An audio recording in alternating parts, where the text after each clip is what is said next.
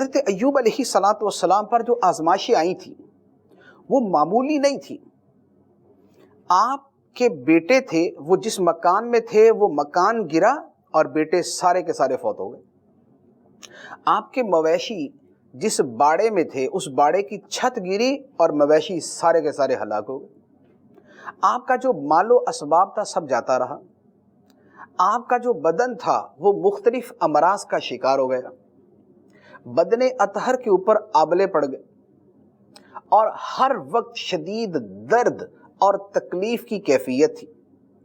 الغرض اتنی آزمائشوں کا مجموعہ حضرت ایوب علیہ الصلوۃ والسلام کے اوپر یک بارگی اترا، اور حضرت ایوب علیہ الصلوۃ والسلام نے سبحان اللہ صبر کیا، صبر کیا، صبر کیا، صبر کیا، اتنا صبر کیا کہ اللہ تعالیٰ نے قرآن کے اندر بیان فرمایا انا وجدناہ صابرا نعم العبد، فرمایا بے شک ہم نے ایوب کو صبر کرنے والا پایا، اور فرمایا کیا ہی اچھا بندہ تھا ایوب، کیا ہی اچھا بندہ تھا۔ یہ اللہ تعالیٰ تعریف فرما رہا ہے، یہ اللہ تعالیٰ ثنا کر رہا ہے حضرت ایوب علیہ الصلوۃ والسلام کی کہ ہم نے آزمائشوں سے گزارا لیکن ایوب نے ہر حال میں صبر کیا۔ انا وجدناہ صابرا، بے شک ہم نے اسے صبر کرنے والا پایا۔ نعم العبد، کیا ہی اچھا بندہ، کتنا اچھا بندہ ہے۔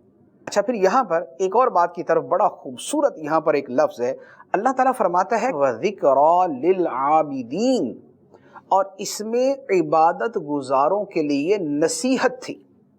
وہ نصیحت کیا ہے؟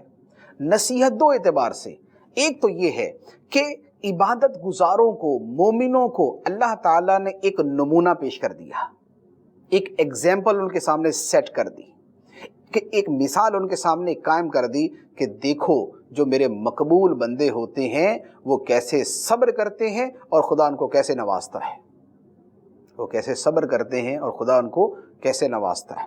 اور دوسرا، عبادت گزاروں کے لیے اس میں نصیحت یہ بھی ہے کہ خدا کی رحمت کے اوپر یقین رکھو، اعتماد رکھو، بھروسہ کرو، توکل کرو۔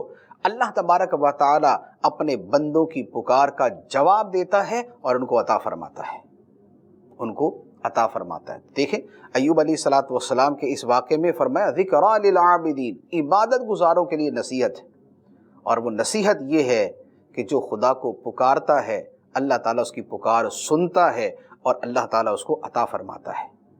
تو بندہ اللہ تعالیٰ کی بارگاہ میں گڑ گڑائے، پکارے، یقین قلب کے ساتھ اللہ تعالیٰ کی بارگاہ میں فریاد کرے، اللہ تعالیٰ اس کی فریاد کو سنتا ہے اور اس کے معاملے کو حل فرماتا ہے۔